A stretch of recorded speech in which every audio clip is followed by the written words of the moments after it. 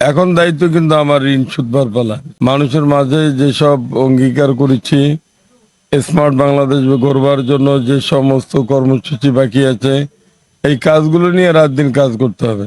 নৌকা মার্কাকে ধারণ করে তারা ভোট প্রদান করেছেন, সেই জন্য আমি তাদের কাছে ঋণী। এখন দায়িত্ব কিন্তু আমার ঋণ সুদবার পালা।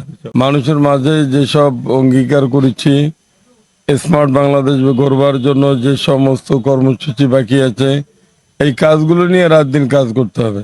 আমি লালমেটবাসীর কাছে দোয়া চাই যে এই লালমেটের 4-5টা যে সমস্যা আছে, বিমানবন্দরে বিমান ওঠানামা করা, বঙ্গবন্ধু এয়ারোস্পেস এভিয়েশন ইউনিভার্সিটি ঠিক করা, তিস্তা মহাপরিকল্পনা বাস্তবায়ন করা, মোগলহাট স্থলবন্দর চালু করা, তারপরে একটা অর্থনৈতিক অঞ্চল চালু করা, রাস্তাঘাট 5 বছর গোলাম মোহাম্মদ কাদের সংস্কার না করে খাল খন্দ হয়ে রাস্তাঘাটগুলো চলার উপযোগী হয়েছে, সেগুলো করা, মসজিদ মন্দির গির্জা এগুলোর উন্নয়ন করা, সামাজিক সাংস্কৃতিক সংগঠনগুলোকে একটু পৃষ্ঠপোষকতা করা।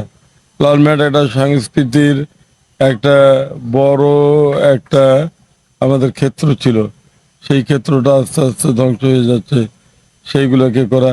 রেলের জমিগুলো উদ্ধার করে এইখানে একটা পরিকল্পিত শহর গড়ে তোলা, তারপরে টিউবওয়েল কোয়ার্টারগুলোর থেকে মানুষকে যাতে চিরস্থায়ী বন্দোবস্ত দেওয়া যায় সে ব্যবস্থা করে অনেকগুলো কাজ আছে সামনে। আমি লালমেটবাসীর কাছে দোয়া চাই, সততা এবং নিষ্ঠার সাথে এই কাজগুলো করার জন্য আমি প্রয়াসী হই, ব্রতী হই এবং মানুষের সেজন্য দোয়া চাই। শেখ মোহাম্মদ আনিসুল রহমান রাজীব, বুলেটিন বার্তা, লালমনিরহাট।